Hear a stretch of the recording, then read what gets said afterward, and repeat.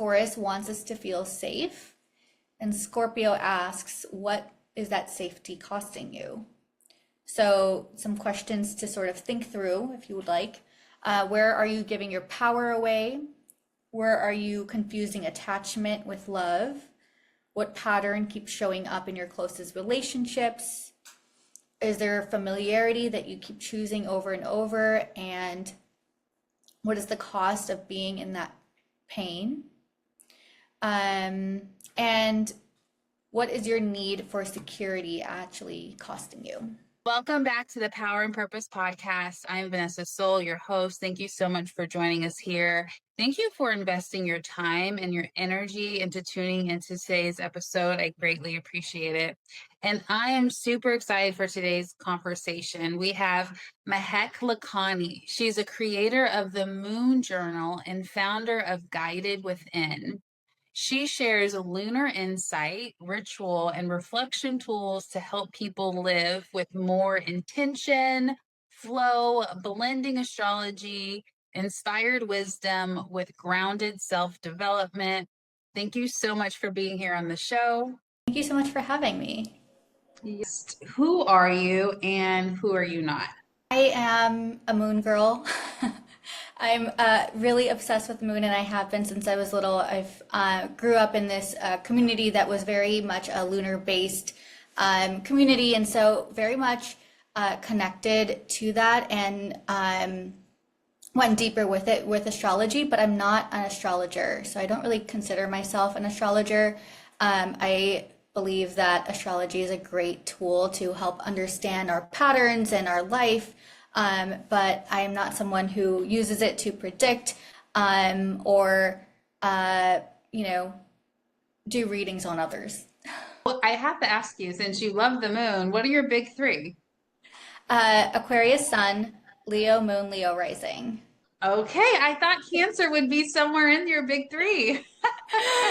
I know my puppy, my daughter, she's a Sagittarius sun and a Sagittarius moon, and I feel like she's a Cancer rising. Yeah. Have you looked into, I know you say you don't go too deep into astrology research. Have you looked at your sidereal chart to see if you're a Cancer? No, but in Vedic astrology, I am Capricorn and Cancer. Okay, cool. Yeah. I'm a Leo rising in Western astrology, and in Draconic astrology, I am a Cancer rising because Okay. it's based off of your North Node. So I've kind of been dabbling with that, like, do I want to be? I don't emotion. No, like I'm better being fierce. Like that's more my lane. I'm more leadership, but I'm gonna embrace the Cancer part. I'm going through a phase where I'm experiencing with other types of astrology besides Western. But anyway, let's get into some juicy stuff because I am so excited to hear more about your work and what you're doing. First thing is like, what got you into working with the moon? I grew up in this religious community. It's called Ismaili, and it's a very small subsect of Islam. I call it kind of like the modern day Islam. And in this community that I grew up in, it's we had a lunar-based calendar, and every new moon we would have a special ceremony where we would gather together. We would dress up really nice and show up and do special prayers and share special sweets and meet with our friends. And the significance behind that was it was a fresh start. It was a spiritual reset, a time to set intentions and think about the month ahead. And so growing up in that and having that sort of connection to community and to spirituality was always sort of embedded in me. And then I sort of went through my own spiritual journey of, exploring things outside of religion and just exploring spirituality as a whole. And 5, 6 years ago, stumbled upon astrology again for the second time. I stumbled upon it when I was 13, was very obsessed with it at that time, but took a step back. And then when I started to understand the astrological significance behind new moons and full moons, that sort of reinvigorated that love for new moons and full moons. And so I missed having that ritual that I had from when I was younger and wanted to bring back a sense of ritual into my life. And so I did that knowing the significance between new moons and full moons. For the sake of the listeners, just who want to learn a little bit more about new moons, full moons, give us your take on that. Yeah. So new moons is when the moon is 0% illuminated. It's completely dark in the sky, and it's a time to use that energy to plant seeds and to set intentions. Um, that is a general understanding of new moons, but then each new moon that we have every month has the themes of the zodiac sign that we're in. So, for example, the upcoming full moon on Friday is happening while we're in Taurus season, and full moons always happen in the opposite sign of the season that we're in. And the opposite sign of Taurus is Scorpio. So we've got a full moon in Scorpio. And full moons, on the other hand, is when the moon is 100% illuminated, and that light illuminates our shadows and what's underneath and beneath the surface. And so it's a really good time when when you understand that there's this energy present and you sit in reflection, you can really think about what might be triggering you, what's coming up, and use that reflection to sort of expand your awareness, especially when you then use the themes of the zodiac sign. So, for example, with Scorpio, this full moon is a lot of it about intimacy and how we connect with others in intimate relationships, where boundaries lie or where they don't lie.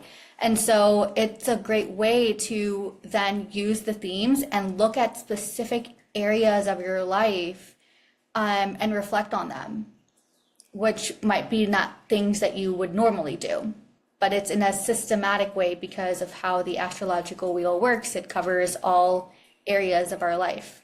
With the new moon, it's typically, I mean, some new moons are a little different, but typically it's good to set new intentions. What are your thoughts on that? Yeah, definitely. I think any new moon you can set intentions, and again using the theme of the zodiac sign that we're in, you can use that. And if you want to take it a step further too, you can look at the rising sign. You can look at your rising sign. You can see where, suppose we have a new moon in Aries that just passed, where Aries is in your chart, and then bring in those house themes as well. And so that adds another layer into your manifesting. And when you kind of use it in that systematic way, you're not just looking at setting intentions for the next month, but also for this area of your life, and see how that sort of unfolds over the next 6 months as the full moon comes, bringing a culmination point. Perfect. And you said you were Leo rising, right? Yes. And I'm a Leo rising. And so with that new in the whole sign house system, Yeah. Mahek and I both have Aries in our ninth house. Placidus, I've used Placidus, so it's kind of technically in my 10th house, but I dabble in both. So and I could think of a specific intention that I had that was a ninth house theme that I started around that new moon. What about you? Yeah, I mean, same. Especially with all these planets that have gone into Aries, there's just a lot of ninth house themes that are prevalent for us. So I also, funnily, am finding that ninth house also represents belief systems, and a lot Yes. of beliefs that I have, I'm seeing the universe trying to show me proof of that belief not being true, and so that's been really interesting as well. Yes, amazing stuff. Amazing stuff. And so, and then so that's kind of, we talked about a little bit about the new moon for people who are like not like familiar, like they hear people talk about new moon, full moon, and they're like, but why? What's the difference? So let's give a little bit more of a glimpse of a full moon. Is it always about completing something? Is it always about breakups? Or like, what is your take as a moon expert? Yeah.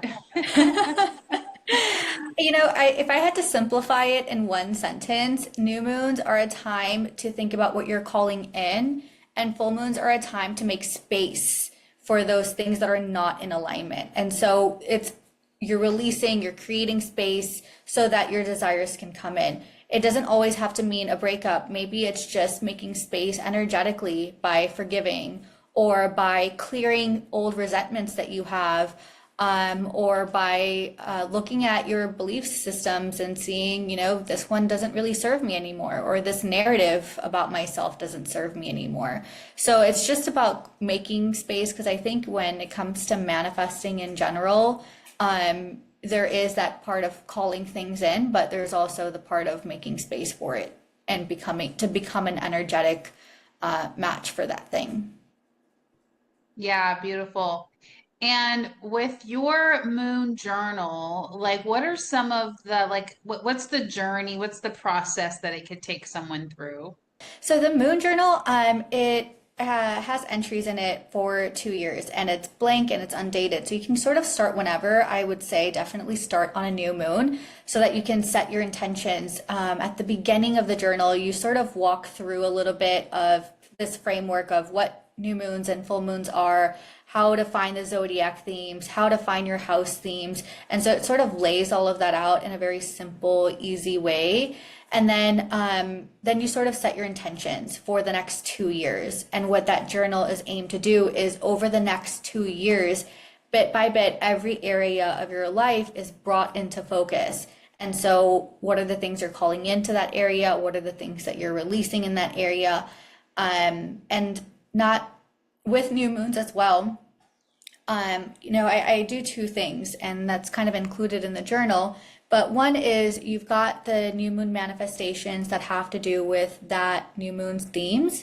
But there's also, because there's this energy of nurturing and not just planting seeds, but nurturing seeds, that 2 year vision that you've set for yourself, every single new moon, you can rewrite those, visualize them, and write down your commitments. What are the things that you're going to do in the 3D world to help bring those into reality?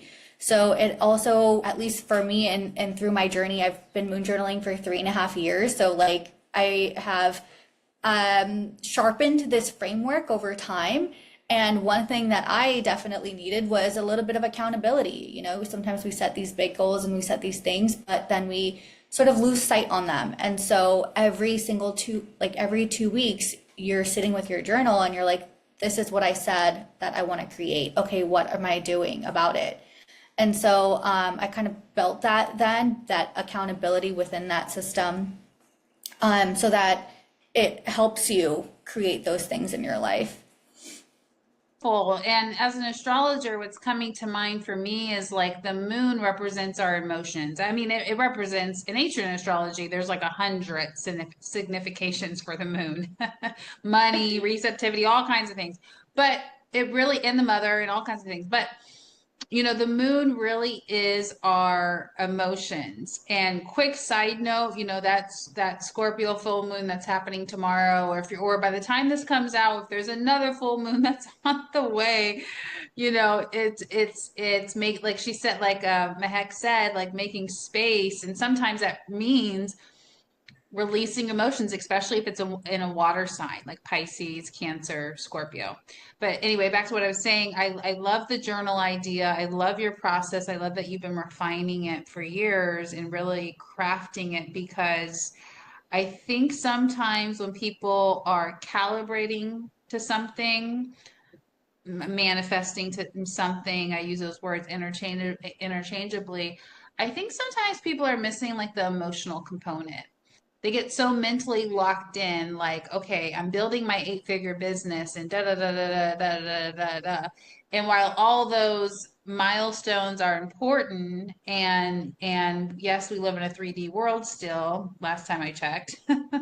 So yeah, all those things are so important, but sometimes people can get so emotionally detached.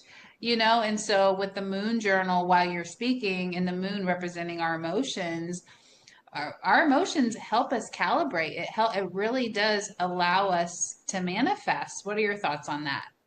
Yeah, I totally agree. And I think the moon, like you were saying, it represents so many things. things, it also represents our subconscious mind. When you connect to your emotions, um, a lot of our decisions are emotionally based, whatever that underneath lying emotion could be. It could be a fear-based emotion. It could be a positive desire. It could be anything. But when you're connected to those things, then you can direct your actions. And then when you can direct your actions more intentionally, you can direct your outcomes. A lot of people are so focused on the actions and outcomes, but not like the root cause of it all, which is our emotions. So I think our emotions really run our lives more than we think that they do. And yeah. Beautifully said. What are some of the other phases of the moon that might be important to talk about as well? So between the new moon and the full moon, as the moon is gaining in light, it is waning. No, it is waxing. It is waxing. And that's sort of like as there's more light in the sky, there's more momentum being built. So you might notice that there's a little bit more activity, there's a little bit more energy. It's sort of like, this moon cycle, it's 28 days. Our female cycles we have, it's like 28 days. And so it kind of mirrors that a little bit, where there's this energy that's slowly building. And then you have this peak moment, the full moon. And then after that full moon moment, it's again mirroring our luteal phase a little bit, where energy slows down. We're going a little bit inward. We're thinking about, what just happened, and waiting for that moment to sort of reset when that new moon hits again. And is there another phase as well that's really important to talk about? I don't think so. I think, there are different frameworks out there where, people journal on quarter moons and crescent moons and, all those sorts of things. But I just really kept it simple. And because the new moons and full moons, those are like the turning points. Those are when like the peak culmination of each one. So I just focus on that. Yeah, yeah. And I love that you keep it simple too, because typically there's 2 weeks in between a new moon and a full moon. And it's like, and our lives are busy, right? So if we set an intention on a new moon, it's not like it can like you're gonna get it going the right like the next day. It might take you that full 2 weeks to get each of the steps, or to have the conversations, or to brainstorm, or to meditate with something, and to kind of Exactly. shift yourself, yeah, into the next phase, where that full moon is, where you might be able to release something else off your plate, so that you could focus more on that thing that you've been calling in since the last new moon. So I love how like the 2 week cycle between a new moon and full moon is pretty rhythmic, and it gives us like this structure, if you will. Any thoughts on that? Yeah, definitely. I think I'm very practical also, in the sense of like, one, even for myself, I was like, nobody has time to like keep up with. I mean, maybe you do, but then like you do it for like 6 weeks, 8 weeks, and then what? You fall off of it again, and then you just like never get back on. So I was like, it has to be something that is easy enough that you can stay consistent with, that anyone can stay consistent with. And I am the queen of not being consistent. So the fact that I was able to stay consistent with this for 3.5 years really, I think, says something. And also, I think, with how the energies work too, it's not like you have to do it on this specific day at this specific hours. There's a little bit of wiggle room. So, if you miss the day and you're doing it the next day, or you do it the day before or whatever, there you have a little bit of flexibility there. So I think that in this system, it was more of a need, a personal need, but also the other reason too of why I created the system for you are creating these intentions for a span of 2 years, because I also do think that it takes time to build things. It takes time to manifest things. It takes time. And so in today's day and world, like, you launch something and you want something to come out of it 6 months from now and live a completely different life. And while that might happen as an exception, it's probably not the rule. So I think it helps you set better expectations of timing, and really think about things from a longer perspective. I think Tony Robbins has this quote where he says, people overestimate what they can do in a year and underestimate what they can do in 10 years. And so I think it helps bring a little bit of perspective in timing. So true. Do you have any like new moon or full moon experiences or stories that just kind of illustrate the power or like just like the truth of like how this stuff just kind of matches up with life? After doing this for so long, I would think that like when I sit down on a full moon, I'm like, "Ugh, am I really gonna have anything to write? Like, I think I've, done all the things. I know all the things. I know what this full moon's about. Like, I don't really think I have much here. Um, that literally happened like 2 or 3 full moons ago. I forgot which one it was. And then I was like, whatever, sit down, do the ritual. And then I sat down to do it, and I was really thinking about the themes. I think it was 11th house, about community and stuff. And as I sat down and I started to reflect and think about it, I was like, oh, well, actually, there are some things that are not totally in alignment, and there might be some things that feel like it doesn't feel right. And so I think that even now, still like new things come up all the time, and just sitting there and reflecting, you just never know. And I've been a journaler, like someone who's journaled for over a decade. And so I have used this as a tool to heal, to deal with life's problems, to sort of, anytime there was like obstacles and hardships, like I've really relied on this tool. And I think it's great because as you write things down on paper, you are faced with the truth and it's staring right back at you. And so then when that happens, you're left with nothing but to choose a new action. And therefore that creates a new outcome. So I think that in itself, just journaling in itself is such a powerful tool. I love it. I love it. I was thinking if I had something to share, and I don't know if I do. I mean, I know I talk about it all the time with like my friends, my clients, but nothing's coming to mind. I will say that on the full moons, I've always this is gonna sound like I'm like I'm a mean person, but my listeners know I'm not. They just know I have boundaries. But on a lot of the full moons, especially before I really became like an official astrologer, and I was still like dabbling in it and just kind of like reading here and there, getting to know it. I knew when the full moons were happening, but I wasn't really expecting it to play out in my life.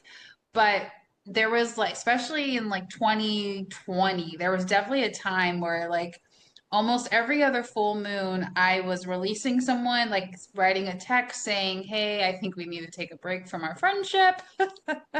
Like something completing or like breaking up with someone or going no contact or just like I could there was definitely like a lot of that completing energy or releasing energy and just kind of like releasing to make space for something new. On the other side for the new moons, I definitely my the new moons are they feel like they involve mostly me, the ones that I can remember. I mean, and I'm kind of like speaking about the ones that where I didn't know they were coming, because to me that makes it even more valuable. Now that I study astrology, I know when they're coming and I'm expecting it, and I might be creating some of it. You know how like we're co-creating the Yeah, reality, everything's a yeah. mirror.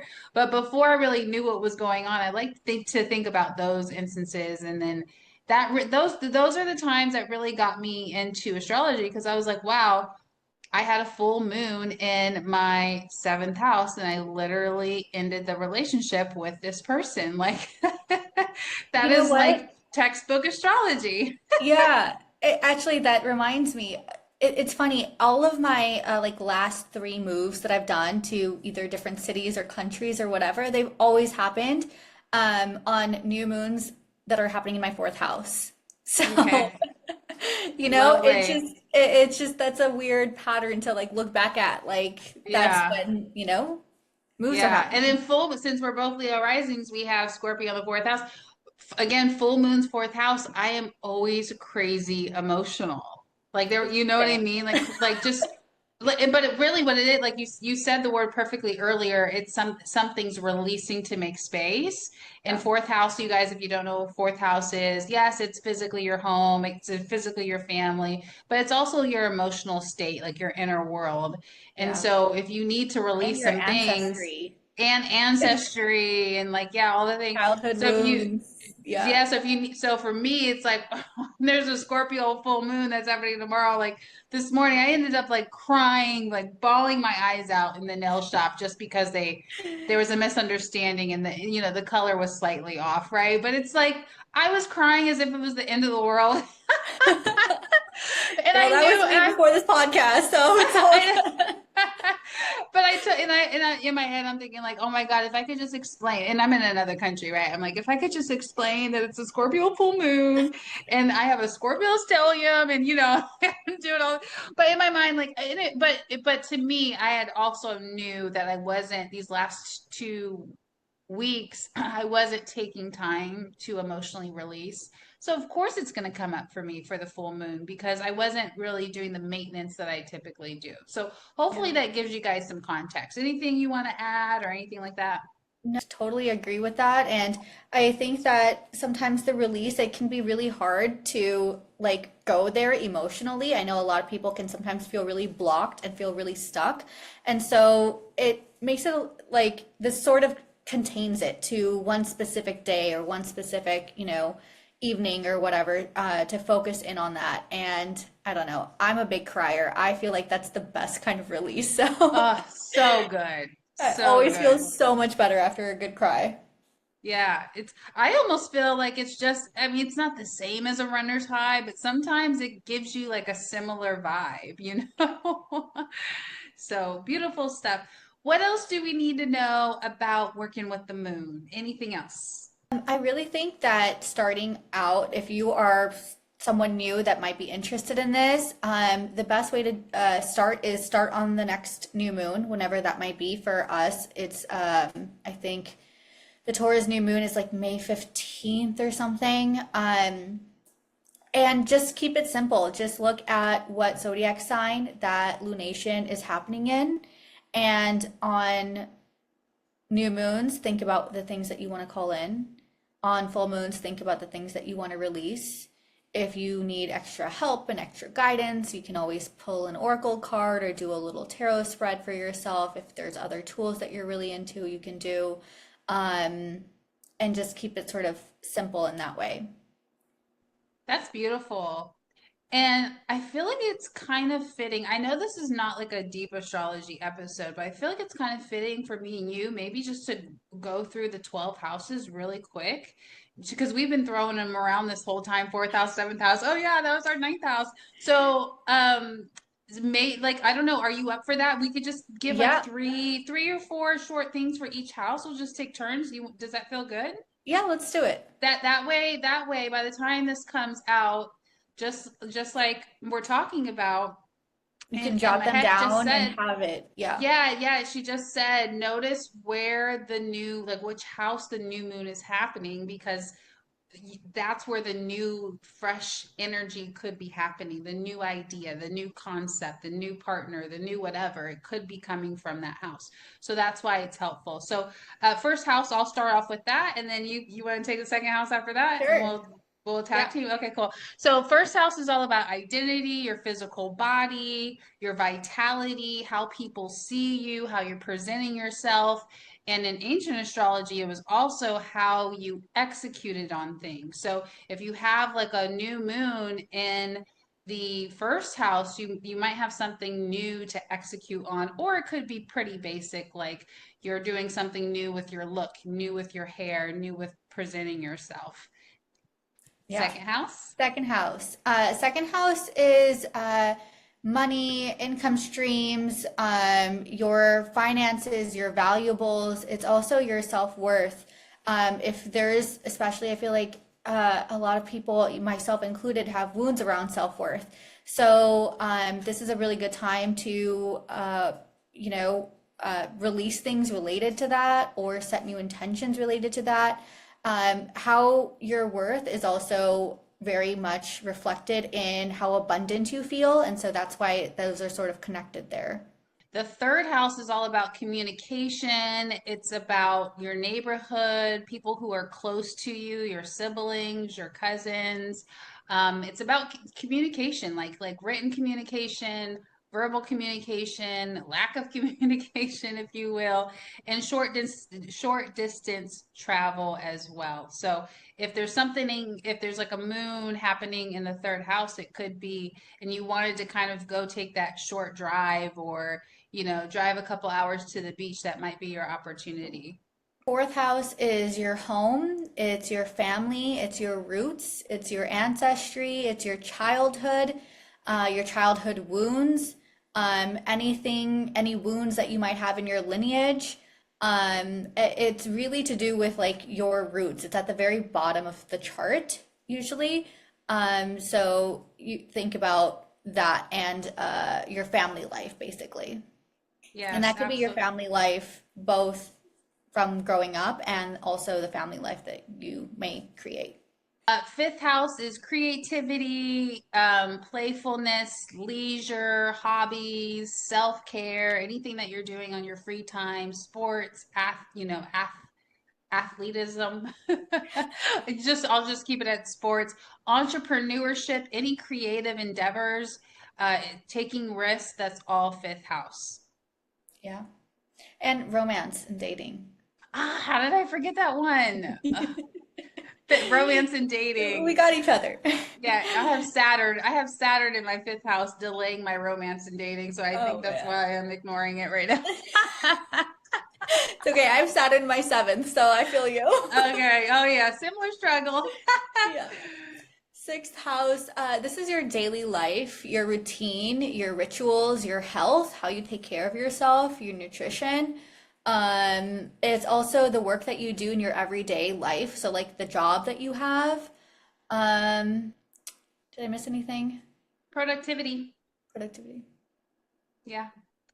Beautiful. Thank you.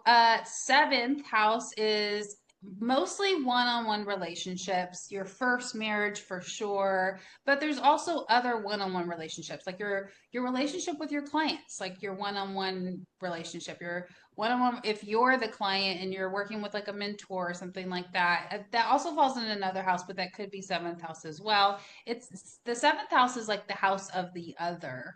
So there's other houses too that are more accurate to the parent.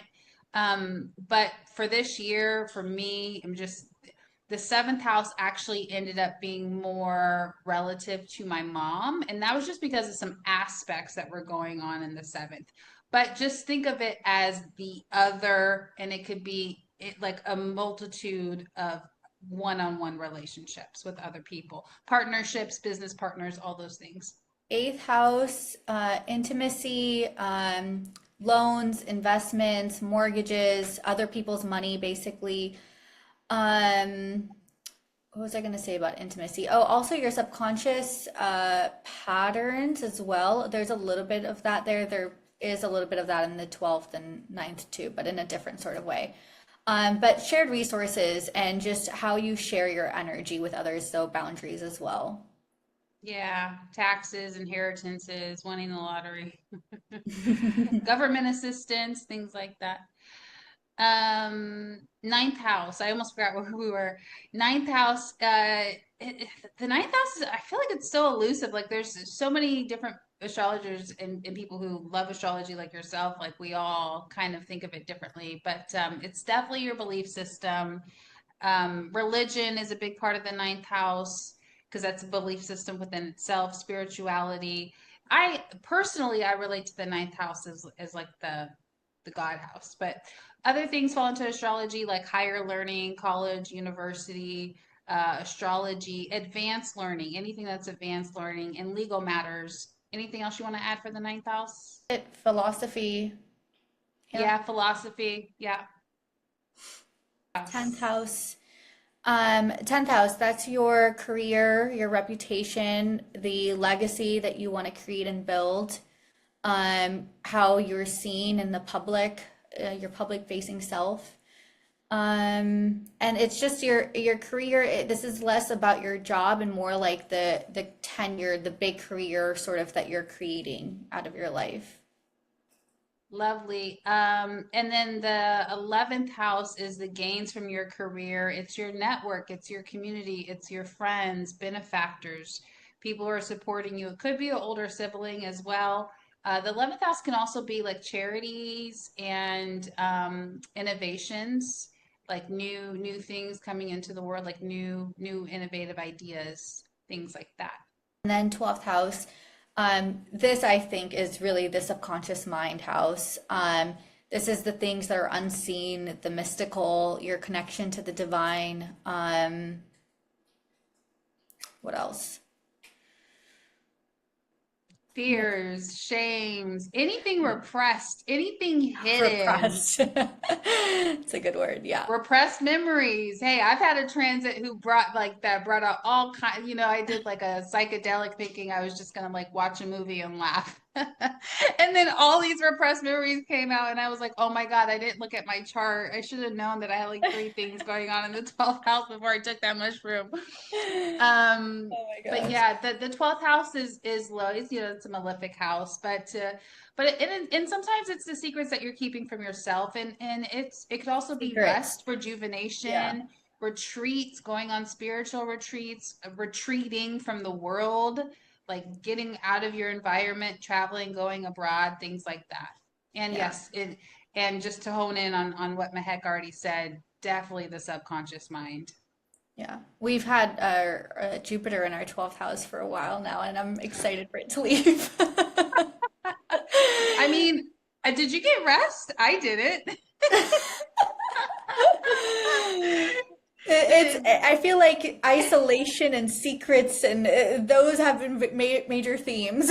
Oh yeah, the secrets came through. Oh, and you know what? We should also add to the 12th house. It's also backroom deals and negotiations. Oh yeah. So, and working behind the scenes. So, like, for example, I haven't really been posting on my Instagram that much since Jupiter entered into our 12th house last summer because I've had so much going on in the background, like in the behind the scenes. Like, clients are coming in that never see my podcast. They don't even know I have an Instagram, right? They're coming through the back door. So that could also be a 12th house thing. And so Jupiter amplifies that. We've had a lot of that, but I'm also ready. I'm nervous and I'm ready for it to come into our first house. So we'll have to Same. connect. We'll have to do another episode when it enters into the first house this summer for us.